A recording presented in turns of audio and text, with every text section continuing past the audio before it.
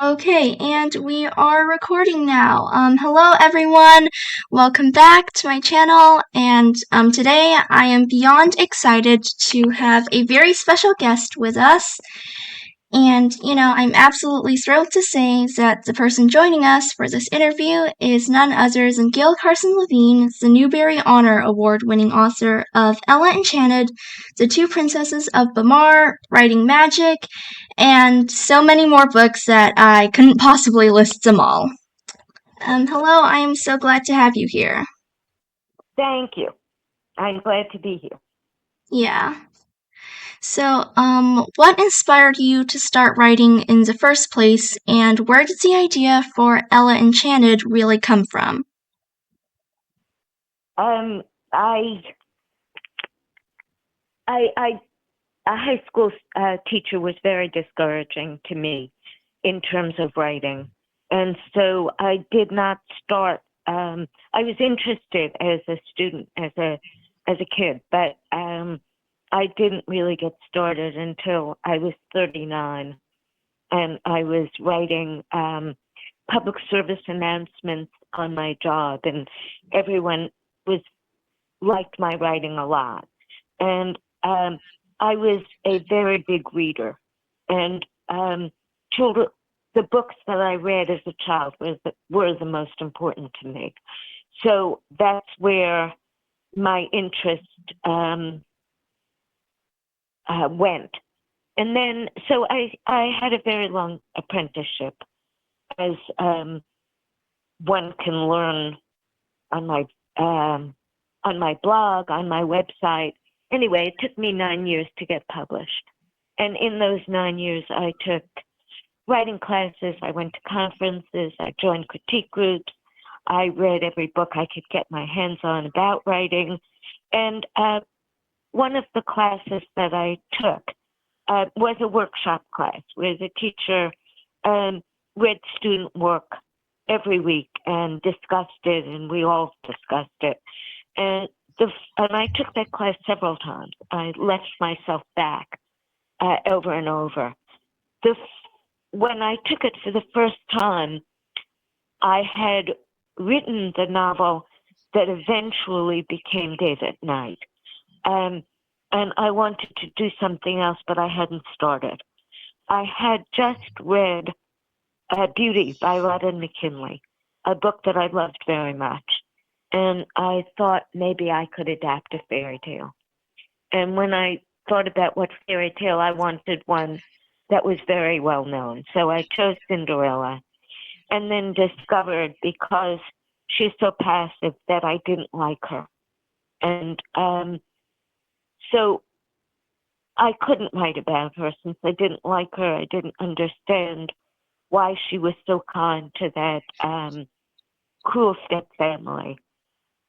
And that led me to coming up with The Curse of Obedience, which made it possible to write the book. And it was my first published book, so it was exciting all the way around. Yeah, definitely. And Ella Enchanted is one of my favorite books ever, and I think it really has this really, enchanted, magical feel to it. And so, what did the first draft of Ella Enchanted look like, and how many drafts did it take to get to the final draft? I don't know. Um, I didn't get all the way through. I got lost early in the writing, and I wrote about 200 pages and kind of wandered around. And that never was a full draft. By the time I got to to a full draft, it was in decent shape, but an enormous amount of revision had gone into it before I got there. And that tends to be the way it goes for me. I do a lot of revising as I go along. And so usually, because I don't outline, I'm what's known as a pantser. I operate by the seat of my pants, and as many pantsers do, but I hope not all, I get very lost and confused. And then I have to figure it out right in writing the story. So I can't answer the question. I was in a critique group for Enchanted, I was taking that writing class. I had a lot of help, and eventually I got there. Yeah. And you know what you said about like getting lost in writing and all of that, I feel like that is something that definitely happens to me a lot and to a lot of my friends. Yeah. For many people, writing is very hard, Yeah. and it is for me, and continues to be. So, and I've written a lot of books. Yeah. So, uh, Yeah. So so what do if you you're looking for an easy life, writing is probably not it. Yes, well, I am afraid that is probably true. So, you know, what do you think was the hardest part about writing Ella Enchanted? Well, I told you the hardest part. The hardest part was finding the plot, was um, simplifying what I was doing so that I could even see the plot. Yeah. At first, the kingdom of Kyria was kind of autocratic, and the movie picked this up, even though it wasn't in the novel. But the exotic creatures, at first, in my early drafts, were being subjugated, and that I it was too complicated, and I got rid of that.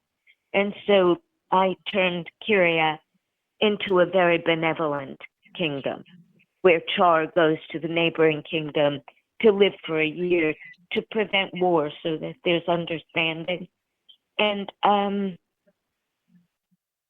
had to kind of hack my way through the underbrush of the mess I'd made to find this story. I think I forgot what your question was. Sorry. Oh, that's all right. And, you know, yes, I think you definitely did already answer that question. So, Good. like, yeah. So, what do you think was the best part about writing Ella Enchanted? The best part, maybe sliding down the banisters, the stairwells. That was fun. Um, Yeah. as a kid, uh, we lived near the cloisters in Upper Manhattan, and I used to go to the museum, and they had topiaries, which is plants pruned to make shapes. And I always worried that the plants were unhappy that it was because of them. Being into Ella. So that's another thing that was fun. Yeah. And so, what do you hope readers will take away from your books? Oh, I hope they'll have a good read. Lately, I've been writing historical fiction, and also my book about the Trojan War. I hope that they'll just get a different insight into Greek mythology. So I enjoy twisting things a little bit, because in the original, I sometimes find leaps of logic and things that I can fool around with. And I hope that readers will see that and enjoy it. Yeah, definitely. And I and many other readers have definitely loved Ella Enchanted and a lot of your other books. Good, great. Yeah. And so, the final question I ask almost every single author I meet would be, what is your advice for young writers like me who are just starting out and really want their book to like be published and maybe become like super successful authors? Well, the only thing that we can control is writing the best book that we can, and sales and all that other stuff. I mean, if a writer is also good at entrepreneur and good at self promotion, that can't hurt. But some of my books have been bestsellers and some have not, and I still think they're good books, and I could not control that outcome. So, and I think that making that a very important part of it is self-defeating and adds pressure, and there's enough pressure in writing a book that we don't have to add to it in that way. And, if you publish traditionally and try to write for the market, it takes 1.5 to 2 years for a book to come out, at least a year. And the market may have moved on. That's a losing proposition to do. Maybe it's not. Maybe plenty of people do it successfully, but I don't think I think it's risky, and I don't think it's the most rewarding way to be a writer. So I caution against that. Yeah, I think that's really good advice. Yeah, go ahead. No, good. Yeah. So, just continue what you were saying. Well, I pretty much finished it. I mean, as an unpublished writer in this writing class that I loved so much, one week our teacher was unable to be there, and an editor stepped in for that class. And he said that to get published, you needed one of two things. And one was to know about something that nobody else, and this is in children's literature, to know about something that very few other people know well and be able to write about it. And at that point, I worked in a New York State government agency, and the thing I knew that nobody else knew was welfare policy for able-bodied people. And I didn't think that was a good children's book route to follow. So that option was not possible for me. And the other thing that he said was to write an incredibly marvelous book. And I didn't have the confidence at that time to think I could do that. And I was not helped by that advice. I think that one learns to be a writer by writing, and that's something that you learn to get better at for as long as you write. I'm still learning. So I think that's the thing that one should commit oneself to. Yeah, I think that is incredible advice. And, I think that is probably all the time we have for this interview. And we did get to all of my questions. So, Gail Carson Levine, thank you so much for doing this interview. It was really great to hear from you, to, hear what your writing process was like, and to hear, what your advice for young writers was. Thank you, Isabelle.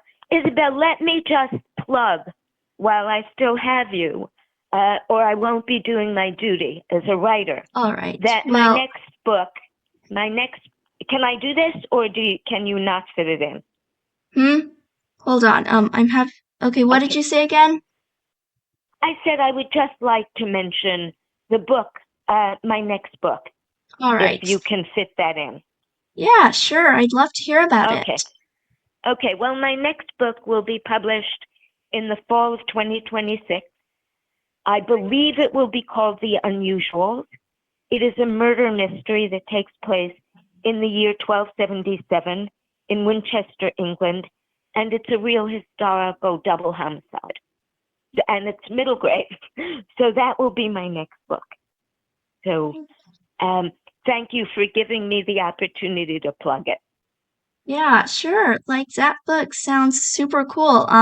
I shall definitely have to read it when it comes out. I really love murder mysteries, especially for middle grade, because yeah, I don't see a lot of that, and whenever I do see a murder mystery for middle grade, I always get so excited about that.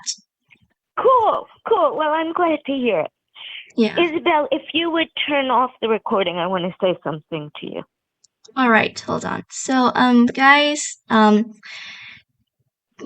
you so much for, watching this interview. I really hope you enjoyed this interview, and I really hope that, you enjoyed hearing from Gail Carson Levine and that you will read her books someday.